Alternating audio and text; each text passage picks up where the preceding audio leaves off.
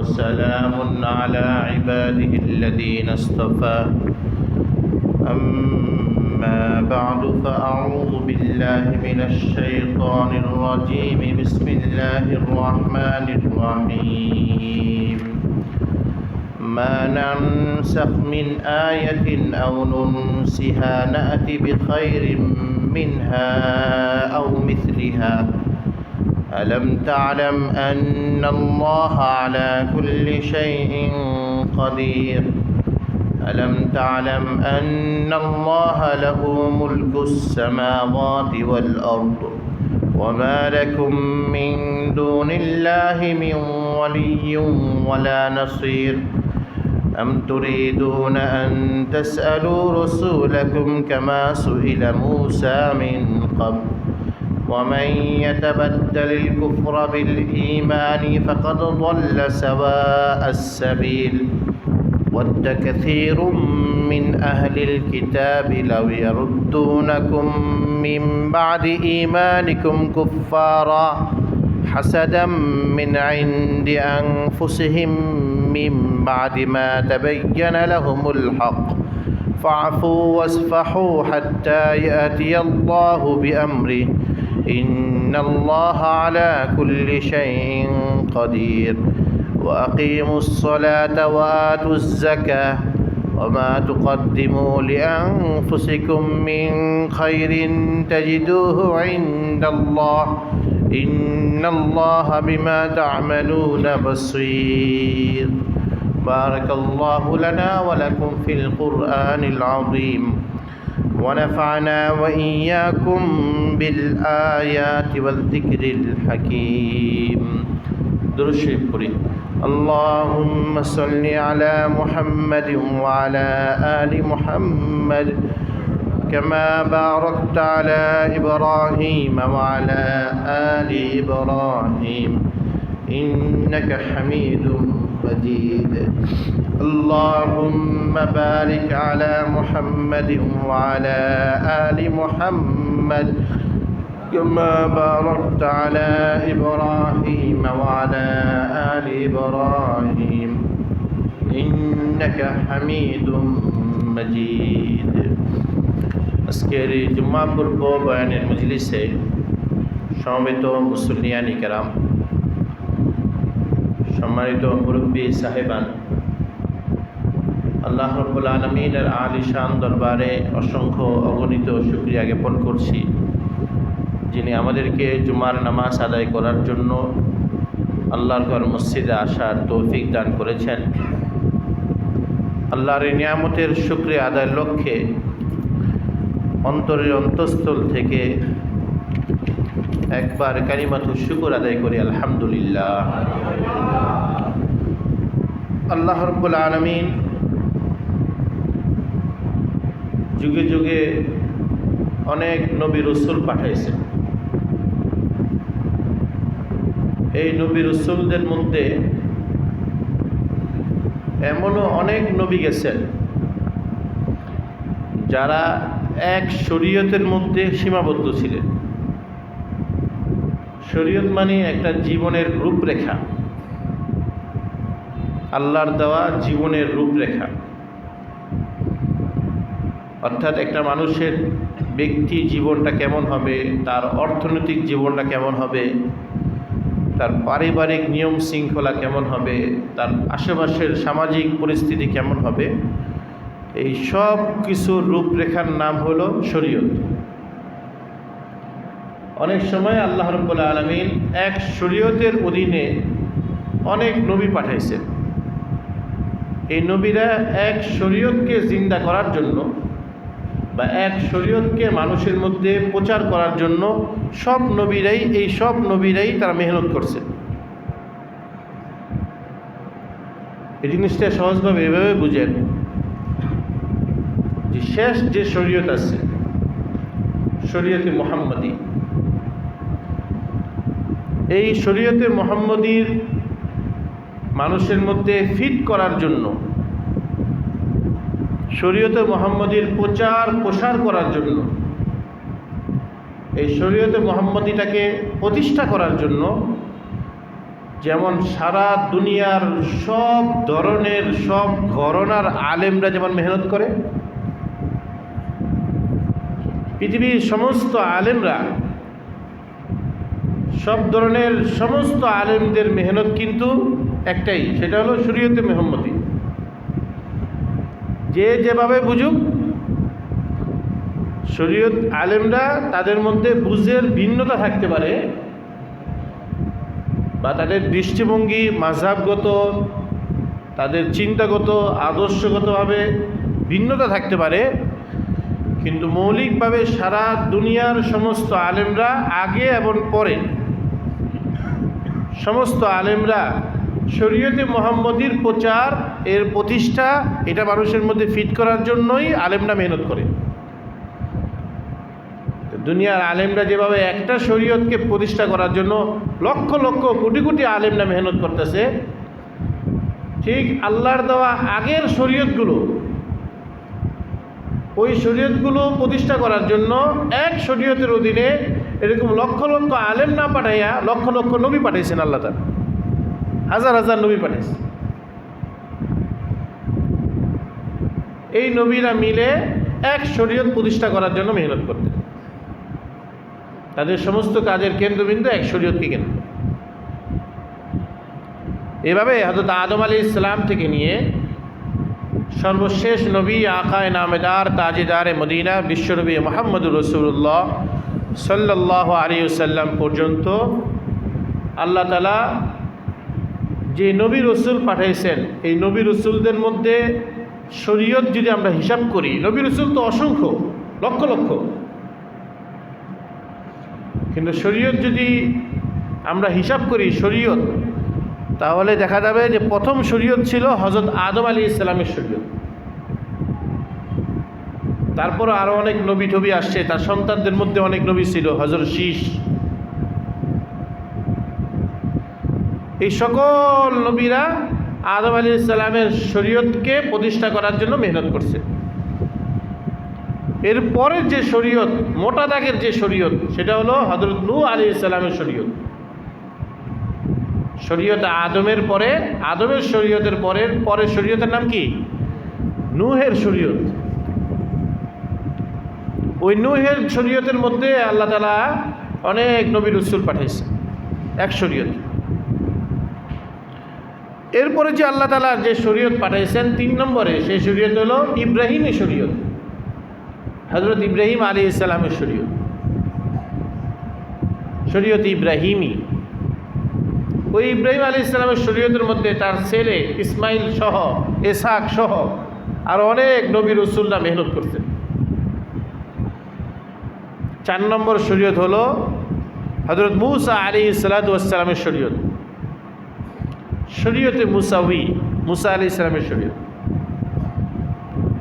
এই মূসা আলাইহিস সালামের শরীয়তের কথাটা আমি আগেও বলছি যে মূসা আলাইহিস সালামের পরে 4000 নবী রাসূল আল্লাহ তাআলা একই শরীয়তের মধ্যে পাঠিয়েছে। 4000 নবী রাসূল এই মূসার শরীয়তের পিছনে মেহনত করছে। সর্বশেষ মূসার পরে হযরত ঈসা আলাইহিস সালামের শরীয়ত। আর ঈসা আলাইহিস সালামের শরীয়তের পরে সর্বশেষ শরীয়ত হলো, যার পরে আর কোনো শরীয়ত নাই, সেই শরীয়ত হলো শরীয়ত মুহাম্মদী সাল্লাল্লাহু আলাইহি ওয়াসাল্লাম। মোটা দাগে দেখা যায় শরীয়ত মূলত 5-6টার মতো। 1 শরীয়তে আদম, 2 শরীয়তে নূহ, 2 শরীয়তে ইব্রাহিম, 1 শরীয়তে, বলেন, শরীয়তে আদম, 2 শরীয়তে ইব্রাহিম, 3 শরীয়তে নূহ, 4 শরীয়তে মূসা, 5 শরীয়তে ঈসা, 6 শরীয়তে মুহাম্মদী। এই যে শরীয়ত, এই শরীয়তগুলো একটা আরেকটা থেকে ভিন্ন। ধরেন আদম আলাইহিস সালামের শরীয়তে ভাই আর বোন পরস্পরের বিবাহ জায়েজ। এরপরে যত শরীয়ত, শরীয়তে নূহ, শরীয়তে ইব্রাহিম, শরীয়তে মুসা, শরীয়তে ঈসা, শরীয়তে মুহাম্মদী, কোনো শরীয়তে এটা জায়েজ নেই, বরং সব শরীয়তে এটাকে হারাম বলা হয়েছে।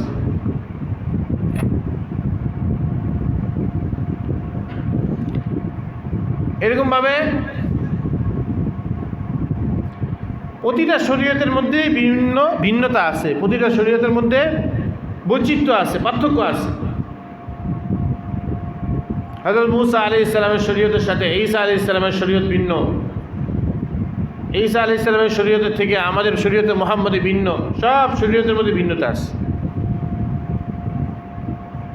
এই যে ভিন্নতা, শরীয়তের পরিবর্তন, এটা আল্লাহ তাআলার কোনো না কোনো হিকমত আছে, কোনো না কোনো তাৎপর্য, কোনো না কোনো রহস্য আছে।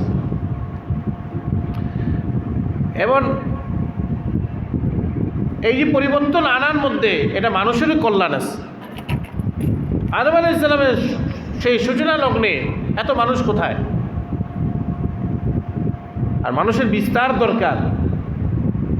এই জন্য ওই শরীয়তের মধ্যে ভাই আর বোনের মধ্যে বিবাহের এটা ইন্তজাম ছিল, যাতে মানুষের বিস্তার হয়। এভাবে প্রত্যেকটা শরীয়তের মধ্যে আল্লাহ তাআলা যে বিধানগুলো দিচ্ছেন, কোনো না কোনো কি আছে, হিকমত আছে। এখন ইহুদিদের দাবি অনুযায়ী, ইহুদিরা হযরত মুসার শরীয়তকে মানার কথা বলে। ইহুদিদের দাবি অনুযায়ী যে মুসা আলাইহিস সালামের শরীয়ত থাকার পরে আর নতুন কোনো শরীয়ত আনার কোনো দরকার নেই। ইহুদিরা বলে যে মুসার শরীয়তের পরে আর কোনো শরীয়ত আনার কোনো দরকার নেই, কারণ মুসা আলাইহিস সালামের শরীয়ত হলো প্রাচীনতম শরীয়ত। তো এদেরকে বলবো, শরীয়তে মুহাম্মদের আগের শরীয়ত হলো শরীয়তে ঈসা, আর শরীয়তে ঈসার আগের শরীয়ত হলো তোমাদের শরীয়ত, শরীয়তে মুসা। মুহাম্মদী আর ঈসার শরীয়তের আগে তোমাদের শরীয়ত প্রাচীন হওয়ার কারণে যদি আমাদের এই শরীয়তগুলো যদি বেকার হয়, দরকার যদি না থাকে, তাহলে তোমাদের শরীয়তের আগেও তো ইব্রাহিমের শরীয়ত ছিল, নূহের শরীয়ত ছিল, এবং এর আগে তো আদমের শরীয়ত ছিল। তো ওই শরীয়তগুলো থাকলে তো তোমাদের শরীয়তও তো বেকার হয়। কথা ঠিক না ভাই? ঠিক।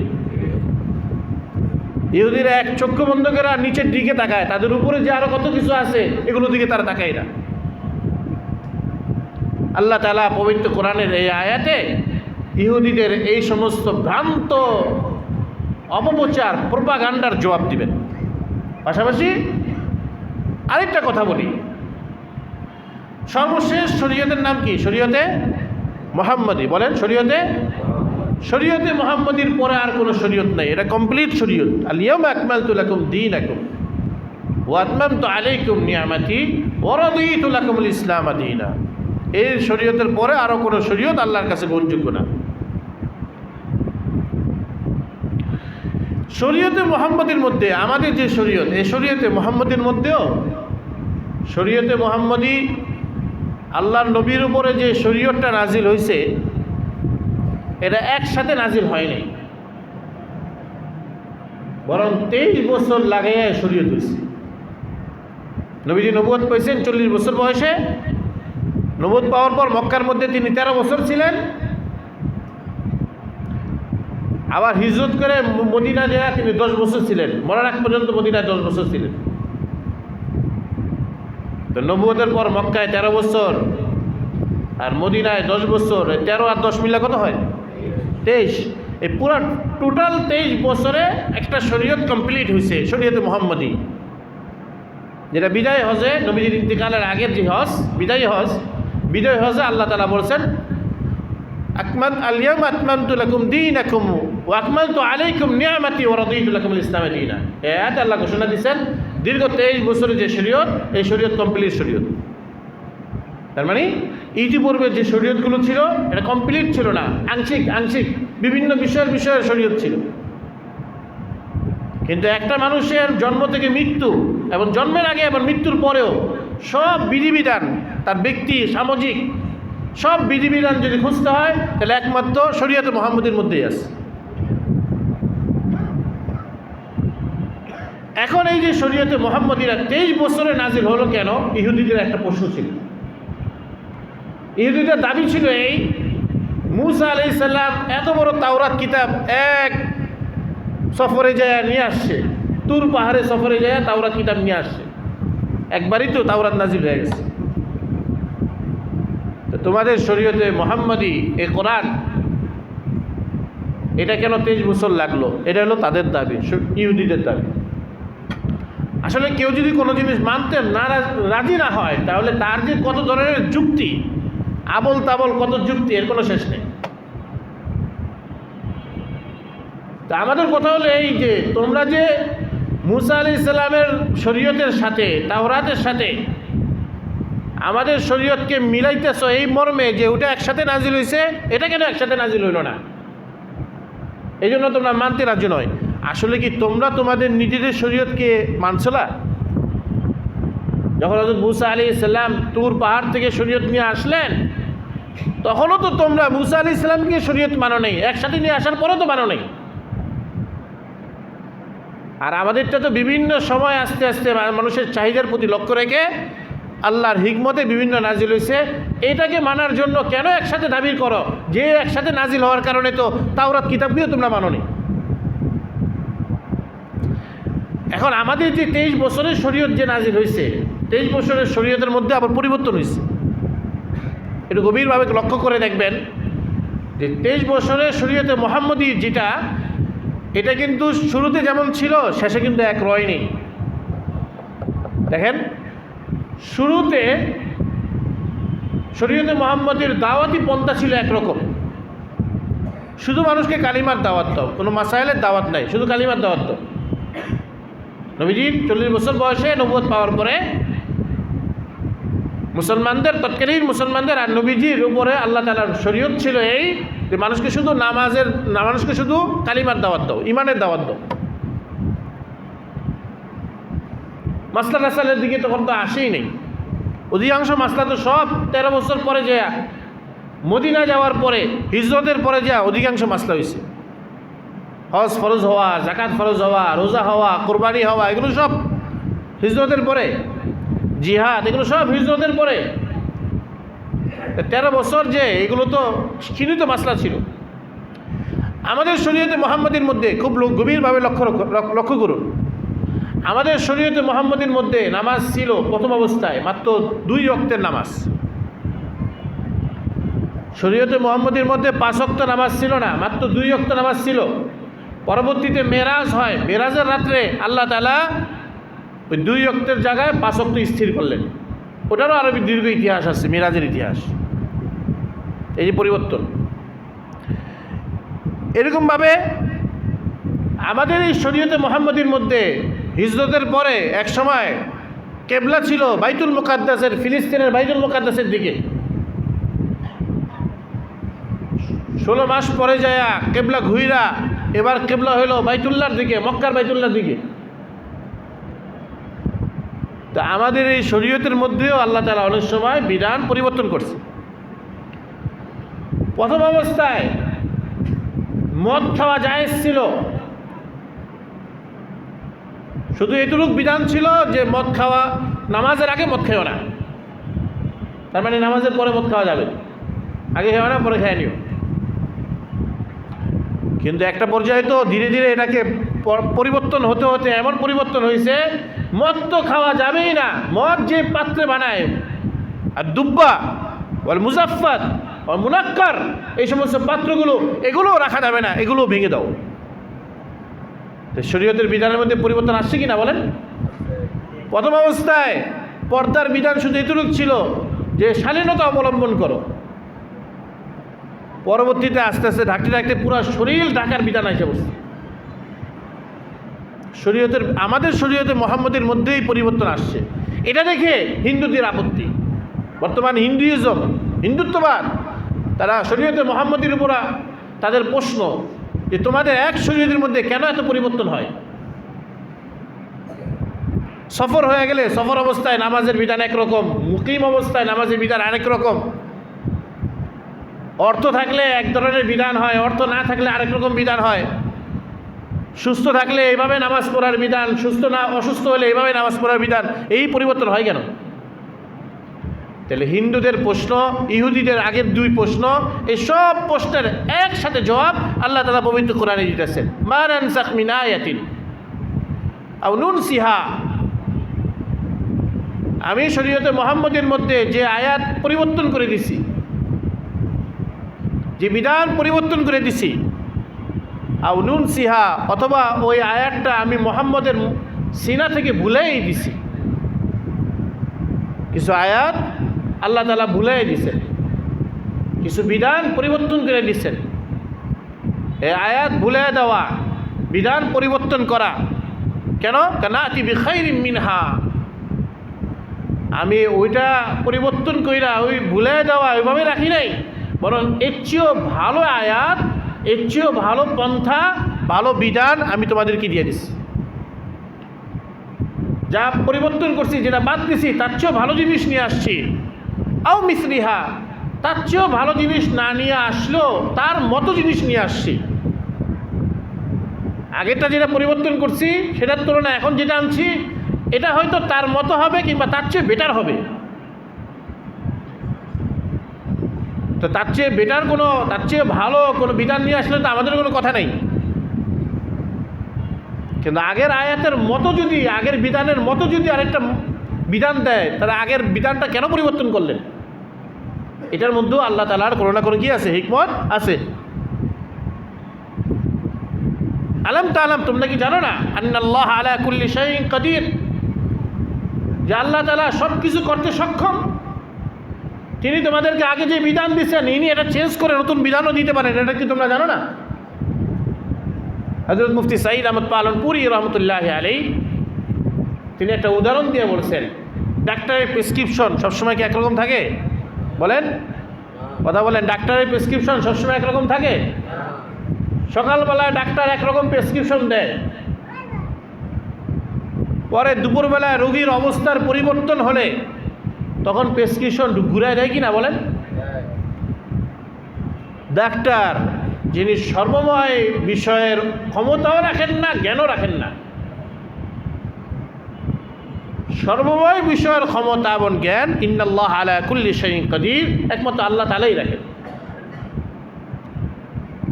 রোগীর অবস্থা ভেদে, যুগের অবস্থা ভেদে, সময়ের অবস্থা ভেদে, বিভিন্ন লক্ষণের পরিবর্তনের কারণে ডাক্তার যদি তার প্রেসক্রিপশন ঘুরাইতে পারেন, ডাক্তার যদি তার ফর্মুলাগুলো চেঞ্জ করতে পারেন, ওই আগের একরকম নাপা খাওয়াইছে, ঘুরে এখন আরেক রকম নাপা, গ্যাস্ট্রিকের ওষুধের মধ্যে একরকম ছিল এখন আরেক রকম, এই যে পরিবর্তন করতে পারেন, এটা যেমন ডাক্তারকে আমরা কোনো আপত্তি তুলি না, ডাক্তারকে মনে করি যে সে বেকুব না, সে আসলে বুদ্ধিমান, সে রোগীর অবস্থা বুঝে এই কাজগুলো করছেন।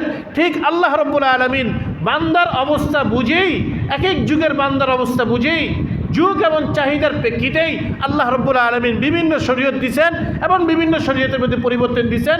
এটাও আল্লাহ তাআলার অত্যন্ত বুদ্ধিমত্তার পরিচয়। কথা ঠিক না বিধি? এই জন্য আল্লাহ রাব্বুল আলামিন বলেন, আলাম তাআলাম, তুমি কি জানো না, আন্নাল্লাহা লাহু মুলকুস সামাওয়াতি ওয়াল আরদ, আল্লাহর রয়েছে আসমান সমূহের রাজত্ব, ওয়াল আরদ, এবং জমিনের রাজত্ব। আমরা শুধু আমাদের একটা এরিয়ার মধ্যে রাজত্ব করি, আমাদের একটা কোম্পানির মধ্যে রাজত্ব করি, কিংবা আমরা একটা প্রতিষ্ঠানের মধ্যে রাজত্ব করি, কিংবা আমাদের একটা ওয়ার্ডের মধ্যে, একটা ইউনিয়নের মধ্যে, একটা সমাজের মধ্যে, কিংবা একটা ভূখণ্ডের মধ্যে রাজত্ব করি।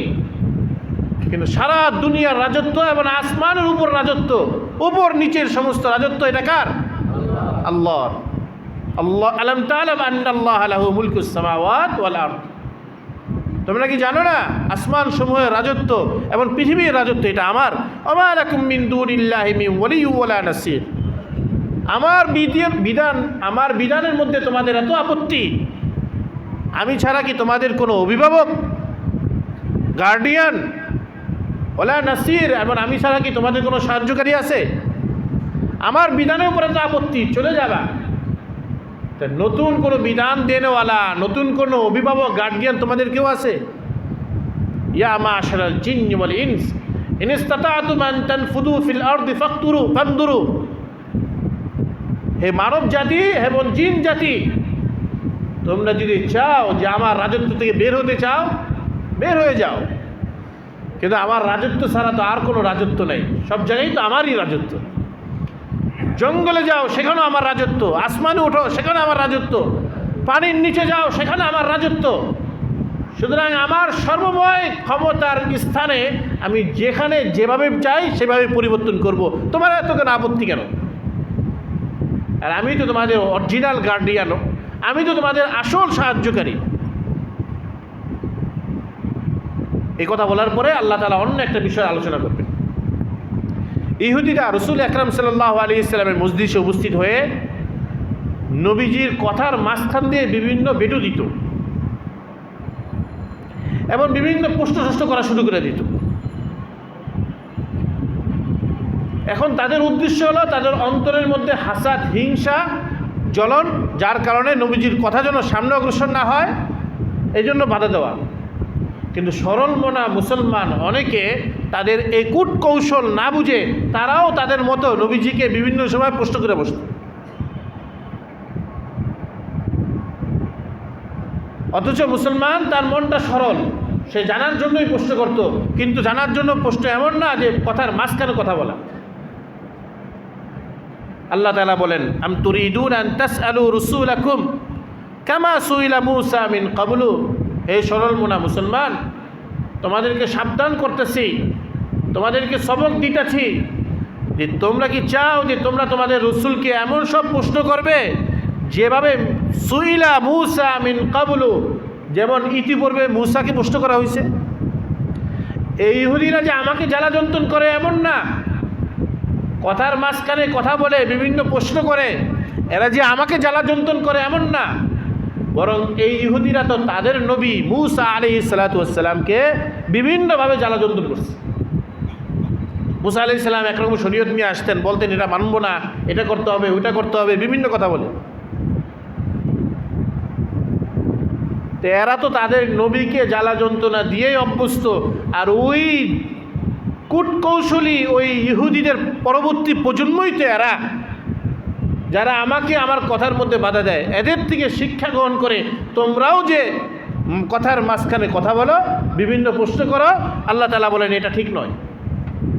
ওয়া মান ইয়াতাবাদ্দালিল কুফরা বিল ঈমান ফাকাদ দাল্লা সাওয়া'আস সাবিল। ঈমান আনার পরে যে নাকি ঈমানকে পরিবর্তন করে, ঈমানকে পরিবর্তন করা মানে কুফরির বিভিন্ন রাস্তা অবলম্বন করে, শরীয়তে এটা মানবো ওইটা মানবো না, কোরআনের এই হুকুম মানবো ওই হুকুম মানবো না,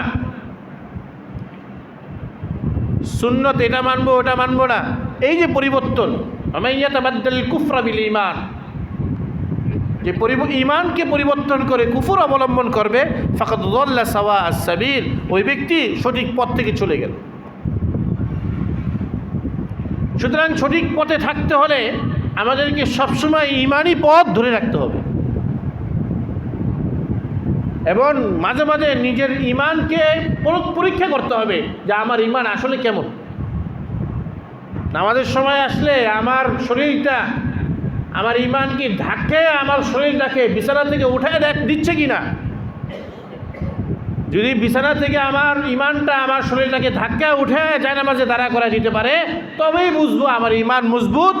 আর এই ঈমান আমার শরীরটাকে যেভাবে ধাক্কা নামাজে দাঁড়া করাই দিছে, এই ঈমান আসমান পর্যন্ত উঠে আমাকে জান্নাতে ঢুকিয়ে দিতে পারবে। সুবহানাল্লাহ। আর যদি আমার ঈমান এতটাই দুর্বল হয় যে আজান হচ্ছে, রক্ত চলে যাচ্ছে, আমার ঈমান আমাকে দোকানদারি থেকে বের করতেছে না, আমার ঈমান আমাকে বিছানা থেকে উঠাচ্ছে না, আমার শরীরটাকেই উঠাচ্ছে না, তাহলে এই ঈমান কীভাবে আমাকে এই আসমানের দিকে উঠায় নিয়ে আমাকে জান্নাতে ঢুকাবে? এই জন্য ঈমানকে মাঝে মাঝে পরীক্ষা করা। সবার আগে ঈমান, সবার আগে কি? সবার আগে ঈমান। ওয়াদ্দা কাসীরুম মিন আহলিল কিতাব, আহলে কিতাবরা চায়, ইহুদি খ্রিস্টানরা চায়, বেশিরভাগ ইহুদি আর খ্রিস্টানরা চায়, লাউ ইয়ারুদ্দুনাকুম মিন বাদি ঈমানিকুম কুফফারা। ইহুদি খ্রিস্টানরা তারা কিন্তু বসে নাই, তারা কোরআন রিসার্চ করে, তারা হাদিস গবেষণা করে, তারা ফিকহি ইসলামের অনুসন্ধান করে। কেন করে? তারা আমাদের কাছে কোরআনের বিরুদ্ধে বিভিন্ন তথ্য দেয়, হাদিস সম্পর্কে তারা আমাদেরকে বলে এটা জাল, এটা মওযু ইত্যাদি ইত্যাদি বলে। বিভিন্ন তথ্যমত্য তারা যে আমাদেরকে দেয়, এটা দ্বারা তাদের উদ্দেশ্য কি? ওয়াদ্দা কাসীরুম মিন আহলিল কিতাব, আহলে কিতাব ইহুদিদের, খ্রিস্টানদের অধিকাংশ ব্যক্তিদের ইচ্ছা, লাউ ইয়ারুদ্দুনাকুম মিন বাদি ঈমানিকুম কুফফারা, এই ভুলভাল তথ্য আমাদেরকে দিয়ে আমাদের ঈমান থেকে আমাদেরকে যেন আবার কাফের বানাইতে চায়। কাফের বানানোই মূলত তাদের উদ্দেশ্য। পশ্চিমাদের অনেক বড় বড় গবেষক তারা মিশরে, লেবাননে, বৈরুতে এই সমস্ত অঞ্চলে এসে তারা আস্তানা কাটছে। মুস্তাশরিকিন, প্রাচ্যবিদ, তারা এখানে এসে হাদিস গবেষণা করে, কোরআন গবেষণা করে। এখান থেকে তারা এমন কিছু তথ্য তারা পেশ করে দেয় মুসলমানদের কাছে যে তোমাদের ওই হাদিস ভান্ডারের ওই সমস্যা, তোমাদের কোরআনের ওই আয়াতটা বর্তমান যুগ অনুযায়ী অচল, এইভাবে বিভিন্ন তথ্য আমাদেরকে দেয়। এবং এদের বইগুলো আমাদের কাছে আছে, গবেষণা, কয়েক খণ্ডের গবেষণা। আল মুজামাল মুফারাস লি আলফাজিল কোরআন, ডক্টর আউনসেল, খ্রিস্টান পণ্ডিত ডক্টর আউনসেল, তিনি এক গবেষক নিয়ে, মিশরের মধ্যে গবেষক নিয়ে দীর্ঘ হাদিসের কিতাব লিখছে, আল মুজামাল মুফারাস লি আলফাজিল হাদিস। এগুলো দ্বারা আমাদের খেদমত করার উদ্দেশ্য না, তিনি মুসলমানদেরকে খেদমত দিচ্ছেন এমন না, সেবা দিচ্ছেন এমন না, বরং এগুলোর পিছনেও তার কোনো না কোনো স্বার্থ আছে। সেটা কি? এই আয়াত আল্লাহ বলেন, ওয়াদ্দা কাসীরুম মিন আহলিল কিতাব লাউ ইয়ারুদ্দুনাকুম মিন বাদি ঈমানিকুম কুফফারা।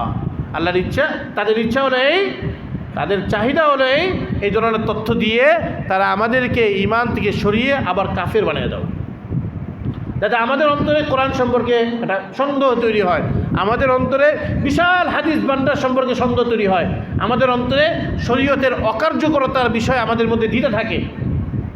এই ধরনের বিষয়গুলো তারা আমাদেরকে দেন। কেন? হাসাদাম মিন ইনদি আনফুসিহিম মিন বাদি মা তাবায়্যানা লাহুমুল হক।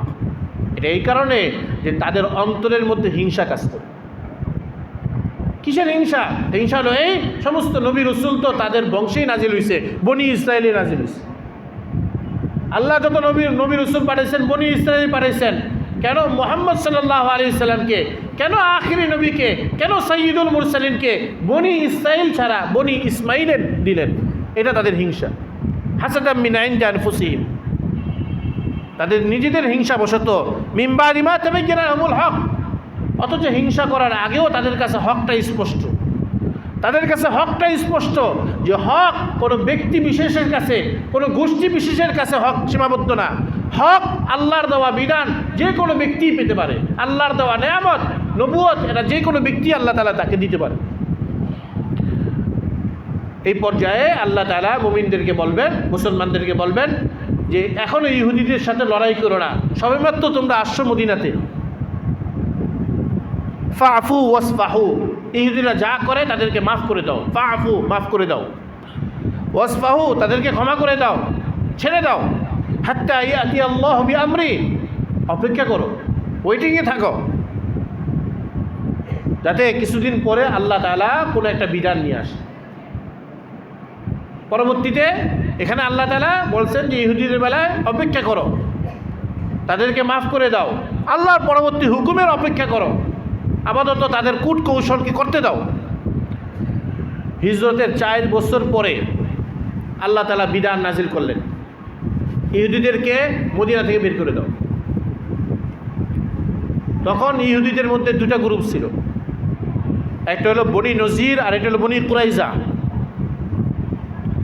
বনি নজির যেটা, সেটা তুলনামূলকভাবে বনি কুরাইজার থেকে একটু ভালো ছিল। তো হিজরতের 4 বছর পরে নতুন বিধান যখন আসলো, তখন আল্লাহ তাআলা বনি নজির, যেটা তুলনামূলক ভালো, মন্দের ভালো, তখন এই বনি নজির এই ইহুদিদেরকে রাসূল আকরাম সাল্লাল্লাহু আলাইহি ওয়াসাল্লাম তারা মদিনা থেকে বের করে দিলেন, দেশের থেকে বের করে দিলেন। আর যিনি মন্দ বনি কুরাইজা, এই বনি কুরাইজাদেরকে আল্লাহ তাআলা বিধান দিলেন যে তাদের সাথে তোমরা জিহাদ করো, তাদেরকে কতল করে ফেলো।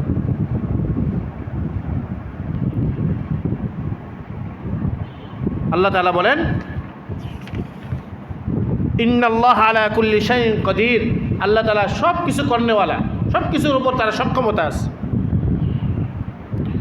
ইহুদিরা যা করুক, খ্রিস্টানরা যা করুক, হিন্দুরা যা করুক, ওদের পিছনে সময় নষ্ট না করে তোমাদের কাজ কি? ওয়াকিমুস সালাহ ওয়া আতুজ যাকাত, তোমরা তোমাদের হুকুমকে নিয়ে অগ্রসর হও। তোমাদের যে হুকুম আল্লাহ তাআলা শরীয়তে মুহাম্মদী দিয়েছেন, ওই শরীয়তে মুহাম্মদীর উপর জমে থাকো। সেটা কি? আল্লাহ শরীয়তে মুহাম্মদীর মধ্যে যত বিধান দিয়েছেন, ওই বিধান দুই প্রকার। একটা হলো দৈহিক ইবাদতওয়ালা বিধান,